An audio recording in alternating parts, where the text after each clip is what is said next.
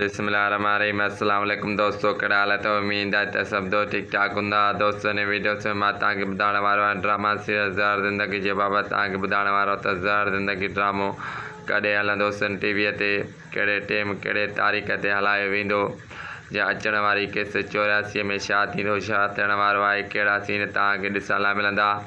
मां तव्हांखे हिन वीडियो में सभु कुझु ॿुधाइण वारो आहियां। पर दोस्तों, असांजी हिकु नंढी गुज़ारिश आहे, जेकॾहिं तव्हां मुंहिंजे यूट्यूब चैनल राहुल अली खे सब्सक्राइब न कयो त महिरबानी करे हिन चैनल खे वधि में सब्सक्राइब कंदा, शेयर कंदा ऐं लाइक करणु विसारींदा।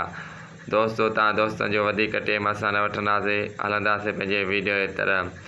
दोस्तों, ज़हर ज़िंदगी ड्रामे जी अचण जी तारीख़ सूमरु आहे ऐं सूमर ते पक सां ज़हर ज़िंदगी ड्रामो 8:15 ते ज़रूरु तव्हां सिंध टीवी चैनल ते ॾिसंदव।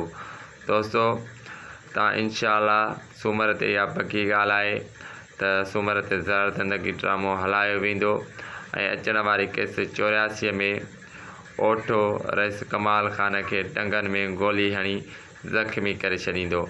दोस्तों, इहा नई अपडेट तव्हांखे मां ॿुधाई त रईस कमाल ख़ान ज़हर ज़िंदगी ड्रामे में ज़ख़्मी थींदो। उमेदु कयां थो त हीअ वीडियो तव्हांखे ज़रूरु पसंदि आयो हूंदो।